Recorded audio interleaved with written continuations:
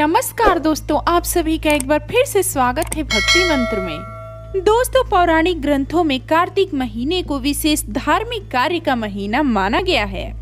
कार्तिक के महीने में व्रत व तप का विशेष फल प्राप्त होता है। कार्तिक महीने में यदि पूरे महीने मनुष्य धार्मिक कार्य और कुछ नियमों का पालन करे तो उसे मोक्ष की प्राप्ति होती है। कार्तिक के महीने में गंगा में स्नान और दान पुण्य के साथ कई और पुण्य कार्य करने चाहिए। पुराणों में भगवान नारायण ने ब्रह्मा को, ब्रह्मा ने नारद को और नारद ने महाराज पृथु को कार्तिक मास के सर्वगुण संपन्न महात्म्य के संदर्भ में बताया है। कार्तिक मास के महत्व को स्कंद पुराण में विस्तार से बताया गया है।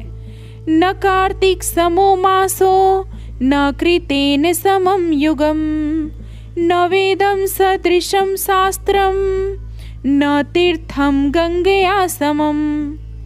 इसका अर्थ है, कार्तिक के समान कोई मास नहीं है, सतयुग के समान कोई युग नहीं है, वेद के समान कोई शास्त्र नहीं और गंगा के समान कोई तीर्थ नहीं। कार्तिक मास को रोग नाशक मास भी कहा जाता है। कार्तिक मास में 7 नियम प्रधान माने गए हैं, जिन्हें करने से शुभ फल की प्राप्ति होती है और हर मनोकामनाएं पूरी होती हैं।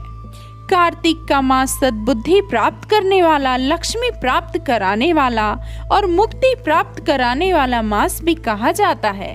दोस्तों, इस साल कार्तिक मास 21 अक्टूबर से प्रारंभ हो रहा है, जो 19 नवंबर तक चलेगा।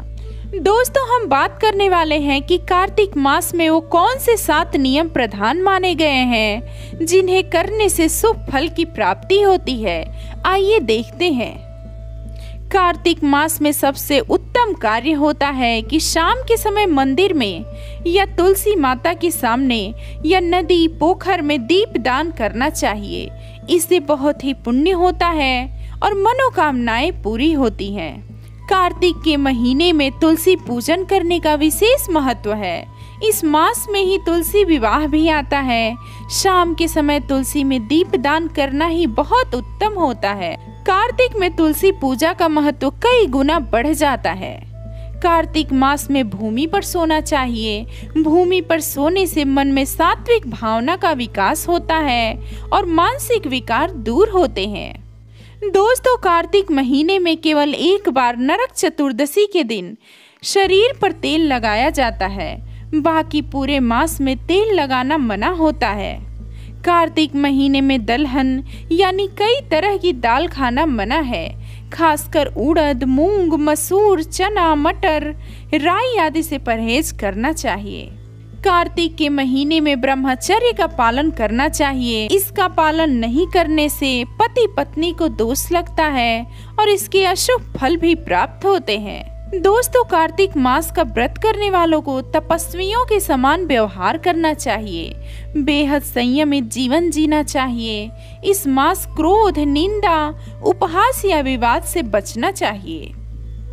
दोस्तों, कार्तिक मास में इन 7 नियमों का पालन करने से मनुष्य को मोक्ष की प्राप्ति होती है और इस जीवन में भी सभी सुख प्राप्त होते हैं। तो दोस्तों, ये थे कार्तिक मास के वो 7 नियम जिनको करना बेहद ही जरूरी होता है। दोस्तों, आपको ये जानकारी कैसी लगी, आप कमेंट करके जरूर बताएं। अगर आपने अभी तक मेरे चैनल को सब्सक्राइब नहीं किया है तो अभी कर लें। साथ ही बेल आइकन को क्लिक करना बिल्कुल भी ना भूलें। मिलते हैं कुछ और नई जानकारी के साथ। तब तक के लिए नमस्कार।